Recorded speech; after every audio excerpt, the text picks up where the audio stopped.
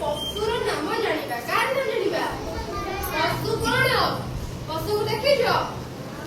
ଆମର ଦି ପ୍ରକାର ପଶୁ ଅଛନ୍ତି। ଦି ପ୍ରକାର ପଶୁ ଅଛନ୍ତି। ଗୋଟେ ହେଲା ଗୃହପାଳିତ ପଶୁ, ଆଉ ଗୋଟେ ହେଲା ବନ୍ୟ ଜନ୍ତୁ ବା ବଣରେ ଯୋଉମାନେ ରୁହନ୍ତି। ବୁଝିପାରିଲ? ହିଂସ୍ର ଜନ୍ତୁ ଯୋଉମାନେ। ଆଚ୍ଛା, ଗୃହରେ କୋଉମାନେ ରୁହନ୍ତି? ଗାଈ, ଛେଳି, ଆଉ କଣ? ମଇଁଷି, ବଳଦ, ଆଉ କଣ? ବିଲେଇ, କୁକୁର, ଏଇମାନେ ହଉଛନ୍ତି ସବୁ ଗୃହପାଳିତ ପଶୁ। ମାନେ ଆମେ ଆକୁ ଘରେ ପାଳୁଛେ। ବୁଝିପାରୁଛ? ଆଉ ବଣରେ ଯୋଉମାନେ ରହୁଛନ୍ତି ବାଘ, ଭାଲୁ, ସିଂହ, ହରିଣ, ଏଇମାନେ ହଉଛନ୍ତି ସବୁ କଣ? ହିଂସ୍ର ଜନ୍ତୁ ବା ବଣରେ ରହୁଥିବା ପଶୁମାନେ। ବୁଝିପାରିଲ? ଆଜି ମୁଁ ଗୋଟେ ପଶୁ ମାନଙ୍କର ନାଁ ସହିତ ଚିତ୍ରକୁ ଆଣିଛି। ତମେ ସେଇ ପଶୁର ନାଁଟା ଚିହ୍ନିକି ମତେ କହିବ, ଆଉ ମୁଁ ସେ ପଶୁର ଚିତ୍ର ତମମାନଙ୍କୁ ଦେଖେଇବି। ଠିକ ଅଛି? ସମସ୍ତେ ବୁଝିପାରିଲ? ଆଚ୍ଛା, କୋଉମାନେ ସବୁ ବୁଝିପାରିଲ ଟିକେ ହାତ ଟେକିଲ। ଆଚ୍ଛା, କାରେକ୍ଟ କରିଦିଅ।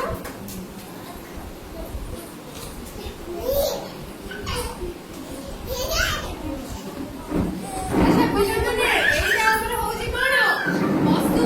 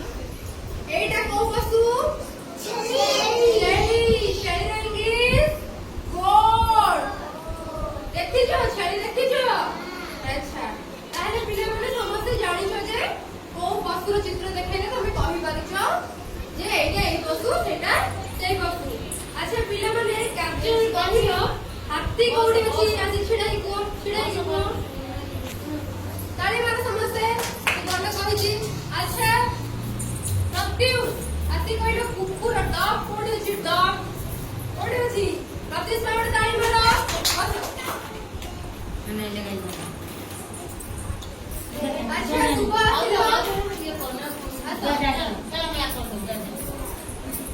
गाय कोडी अछि गाय कोडी अछि गाय हमको कोन दिए କ୍ଷୀର ଦେଇଥାଏ अच्छा जाओ बस ताले मो पिला माने समस्त बुझी परिछ चित्र देखि कि जानि परिछ आ इंग्लिश वर्ड किछि भी आ भितरु सिखि पाइल